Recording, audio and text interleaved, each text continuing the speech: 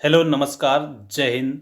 सभी प्यारे विद्यार्थियों का बहुत बहुत स्वागत है आपके अपने यूट्यूब चैनल में।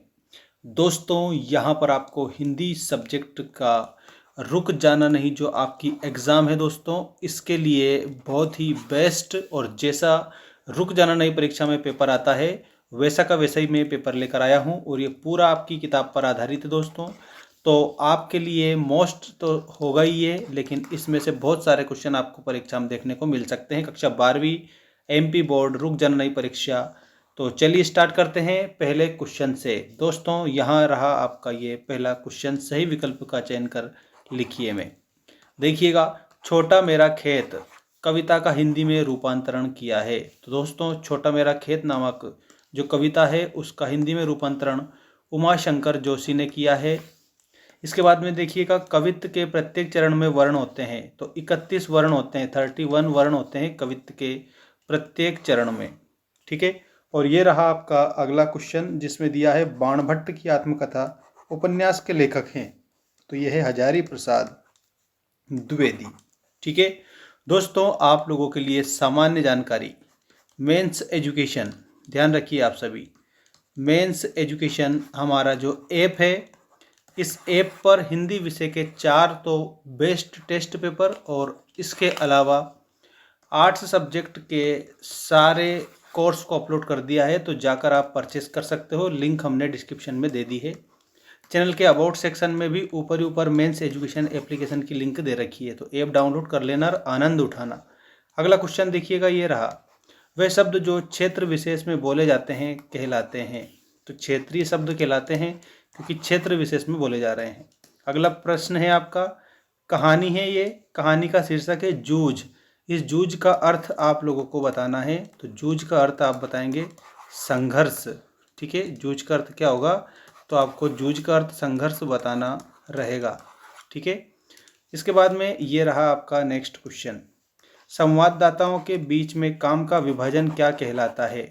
तो ये कहलाता है बीट। संवाददाताओं के बीच काम का विभाजन बीट कहलाता है। अब हम रिक्त स्थानों की पूर्ति कीजिए वाले मोस्ट क्वेश्चन देख रहे हैं। यहाँ आप सभी क्वेश्चनों को याद करने का प्रयास करेंगे, एक ही बार में याद करेंगे। देखिए यहाँ पहला क्वेश्चन है, रघुवीर सहाय की कविता कैमरे में बंद अपाहिज उनके काव्य संग्रह से ली गई है। तो उनके काव्य संग्रह से ली गई लोग भूल गए। ठीक है, इस काव्य संग्रह से ली गई है। लक्ष्मण मूर्छा और राम का विलाप कौन सी भाषा की रचना है। तो ये अवधी भाषा की रचना है। ठीक है। नेक्स्ट देखिए, अलंकार में अनिश्चय की स्थिति बनी रहती है। तो जो संदेह अलंकार होता है ना, इसमें अनिश्चय की स्थिति बनी रहती है। शेर के बच्चे का वास्तविक नाम, तो शेर के बच्चे का वास्तविक नाम था चांद सिंह।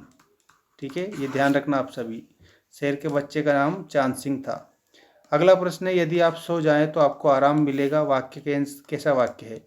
तो ये आप लोगों का संयुक्त वाक्य हो जाएगा। यशोधर बाबू मूलतः कहाँ के रहने वाले थे। तो दोस्तों प्यारे विद्यार्थियों, यशोधर बाबू कुमाऊं के रहने वाले थे। समाचार लेखन की शैली कैसी होती है। तो समाचार लेखन की शैली होती है उल्टा पिरामिड शैली। ठीक है, उल्टा पिरामिड शैली समाचार लेखन की होती है। दोस्तों चैनल को आप सभी स्टूडेंट जल्दी से जल्दी सब्सक्राइब करिएगा, क्योंकि सब्सक्राइब करने में आपके कोई भी पैसे नहीं लग रहे हैं। ठीक है। तो यहाँ आपको याद रखना है आपका सत्य असत्य वाले क्वेश्चन। पतंग कविता में बाल सुलभ इच्छाओं और उमंगों का चित्रण किया गया है। तो इसमें आपको सत्य बताना है।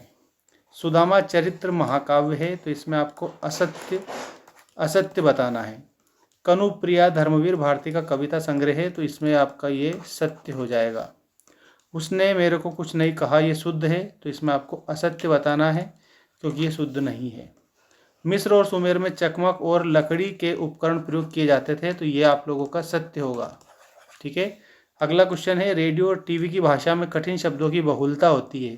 तो इसमें आपको असत्य बताना है, क्योंकि रेडियो का टेलीविज़न जो होता है ना, उसकी भाषा में जो डिफ़िकल्ट वर्ड है वो क्या होते हैं, कम ही पाए जाते हैं।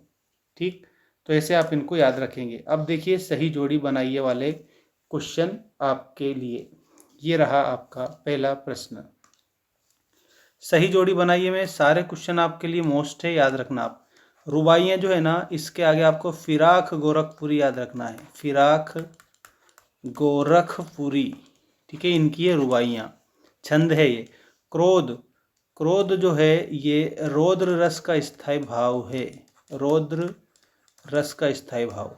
खरीदने की शक्ति, इसको बोला जाता है परचेजिंग पावर। ठीक है, और वे कहाँ गया, देखो ये आपको याद रखना, वे कहाँ गया, ये क्वेश्चन मार्क लगाए, इसका मतलब प्रश्न सूचक या प्रश्नवाचक वाक्य आपका इसमें हो जाएगा, ये वाला यहाँ दे रखा है। ठीक है ना। इसके बाद 700 कुएं दिए ना, तो ये सिंधु घाटी की सभ्यता जब खोज हुई थी तो 700 कुएं मिले थे। ठीक, अभिनेयता, ठीक है, ये किसका अंग होता है, तो दोस्तों ये नाटक का अंग होता है अभिनेयता। ठीक है ना। तो इस तरह से इस जोड़ी को आप कंप्लीट करेंगे। सभी स्टूडेंट जल्दी से इसका एक स्क्रीनशॉट ले लीजिएगा, फटाफट जल्दी से जल्दी आप इसका स्क्रीनशॉट लेंगे, क्योंकि ये आपके लिए बहुत ही ज़्यादा मोस्ट इम्पोर्टेंट होने वाली है।